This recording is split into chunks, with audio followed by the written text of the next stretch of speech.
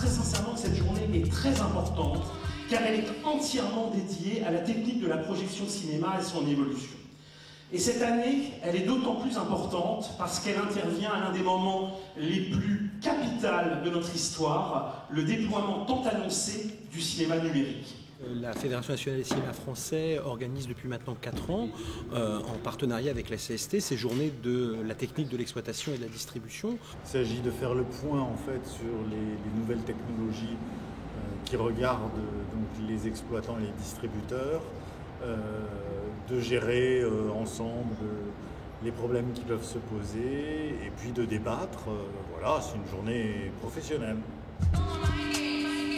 Je m'occupe d'une salle associative qui est Ciné Nantes, le cinématographe, et donc on vient une fois par an pour, disons, suivre justement, pour connaître l'évolution du cinéma, parce qu'on va être amené certainement à faire des projections, nous aussi, en projection numérique. Je suis ici plus par curiosité qu'autre chose, puisque nous sommes équipés numériques depuis 2-3 mois, pour au moins voir les évolutions, là où on s'en va.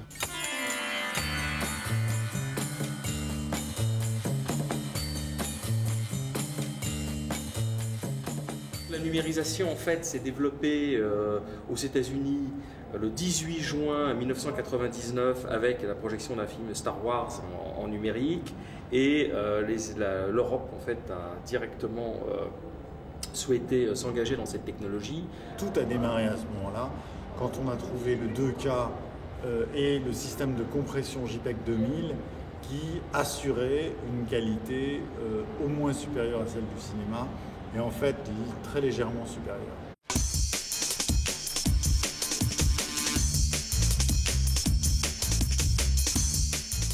Il y aura clairement un avant Avatar et un après Avatar. Avec ce film, cette œuvre de création, je dirais qu'on sort du film un petit peu de parc d'attraction pour aller dans un film vraiment réalisé en 3D, pour la 3D, fait pour la 3D, avec ce succès extraordinaire, et le public plébiscite Avatar. Il y a environ 1000 salles qui ont sorti Avatar donc le 16 décembre 2009.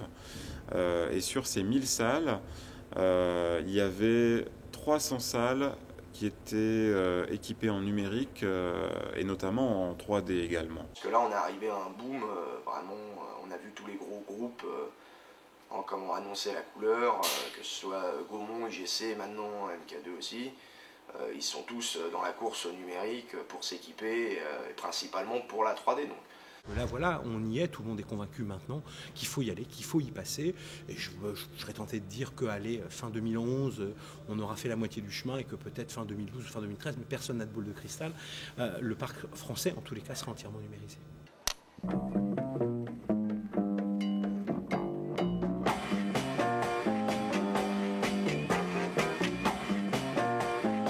La production, et notamment la post-production, est passée au numérique.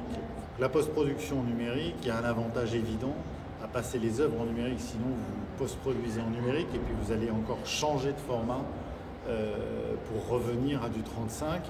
C'est pas bon pour la qualité générale. Votre vie va changer. Vos rêves vont se réaliser. Rien ne sera plus comme avant. C'est une belle évolution dans un sens au côté support. C'est vrai que la pellicule c'est fragile, ça s'abîme, ça pèse du poids. Bon, le numérique, la première projection sera toujours identique à la 100e. L'image n'est plus rayée, le son ne craquelle plus, l'image est nette. Du premier au dernier jour, le spectateur voit le même spectacle.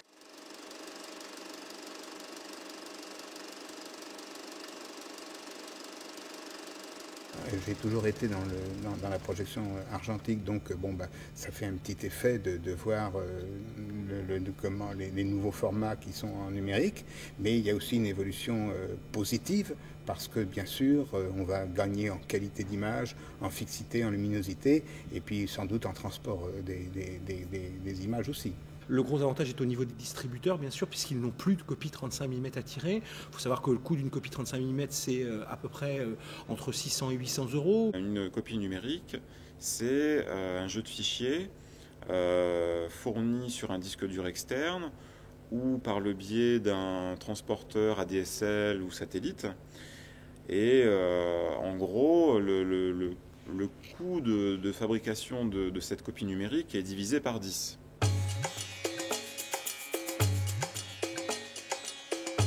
L'environnement du projectionniste va considérablement évoluer, on parlait de mutation, et en ce sens, des formations spécifiques se mettent en place d'ores et déjà de façon à permettre aux jeunes générations de s'adapter aux mutations de leur métier. Le métier de projectionniste est en train de devenir beaucoup plus informatique et électronique et un peu moins manuel. Actuellement, la profession est vraiment à l'aube d'une évolution, un peu comme pour les secrétaires avec l'arrivée de l'ordinateur. Pour nous, c'est l'arrivée du numérique, donc la disparition de la pellicule, du 35 mm. Une projection argentique a un charme, il y a le bruit, il y a des odeurs, le mouvement du... Il y a toujours quelque chose, on est toujours à l'attente, je ne veux pas dire d'une panne, mais on a toujours peur d'avoir quelque chose. Tandis que le numérique, d'un son que vous appuyez sur le bouton, vous pouvez fermer la porte, c'est fini. Il n'y aura plus la magie un peu de l'homme dans la petite cabine qui passe sa pellicule. Maintenant, ce sera l'homme qui appuie sur play. C'est un beau métier qui va disparaître. Et, malheureusement, beaucoup de gens qui étaient passionnés par le métier, un peu la magie du cinéma, la magie du cinéma, elle s'envole un peu, quoi.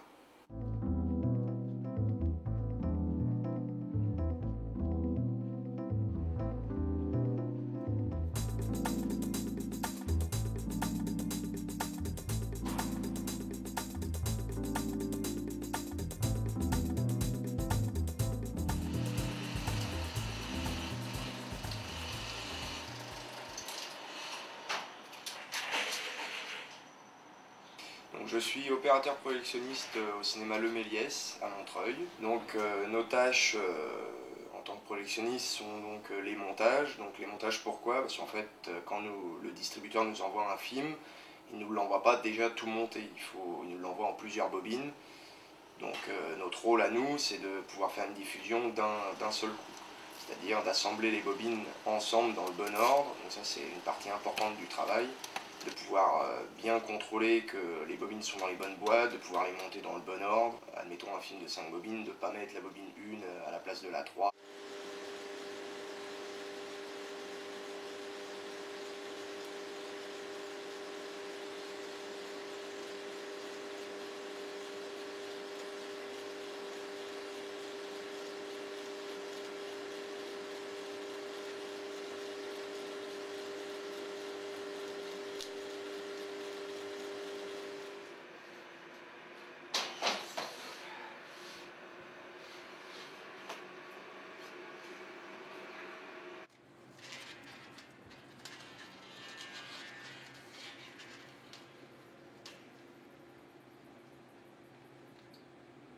Donc ensuite au niveau de la diffusion, on a un rôle assez important quand même, dans la mesure où la pellicule peut s'abîmer assez rapidement.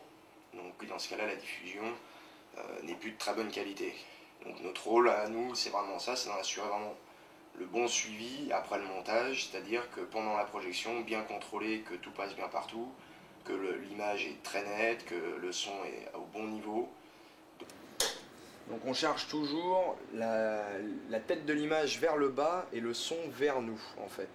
Puisqu'après l'objectif va retourner l'image de manière à re-avoir la tête en haut. Si jamais je chargeais tête en haut normalement, à l'écran ça apparaîtrait tête en bas.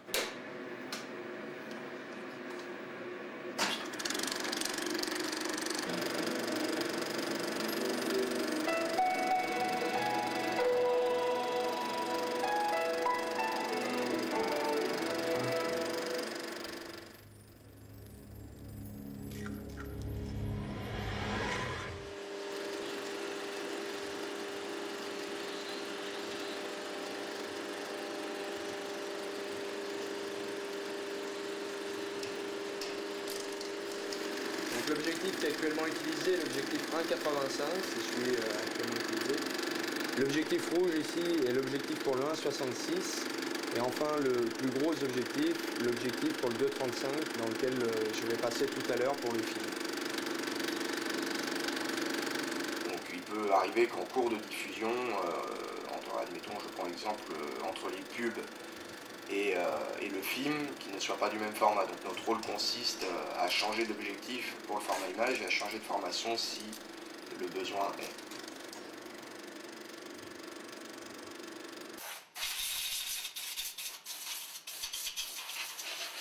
Donc après chaque séance, nous déchargeons le film du projecteur. Donc bon, après je passe un petit coup de chiffon un peu partout parce que c'est vrai que la pellicule peut laisser parfois de la poussière. Donc c'est bien de nettoyer après chaque séance un peu le chrono. Alors ce qu'on appelle chrono, c'est toute la partie où il y a les débiteurs, tout le chemin du film en fait.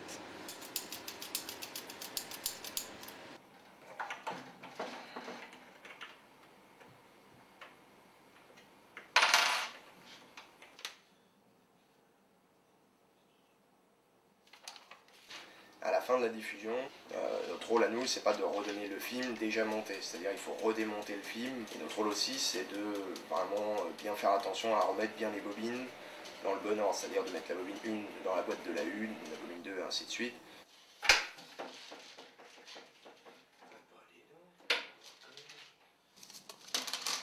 Hop. Donc là j'arrive au raccord entre les deux bobines. Comme je disais tout à l'heure, surtout bien rattacher l'amorce de manière à ce que le cinéma suivant qui aura le film puisse avoir les repères de raccord.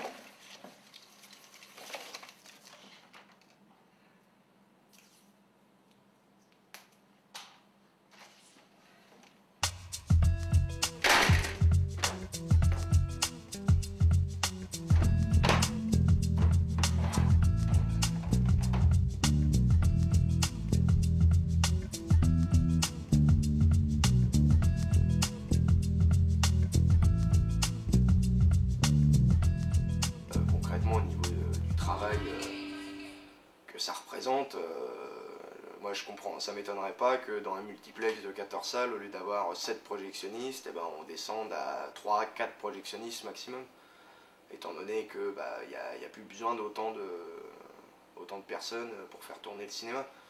On aura toujours besoin de techniciens et actuellement, pour fixer un peu les idées, en 35 mm, il n'est pas rare d'avoir un projectionniste pour 14 salles en 35 mm. Donc, dans un environnement entièrement numérique, on aurait un projectionniste pour 14 équipements digital cinéma.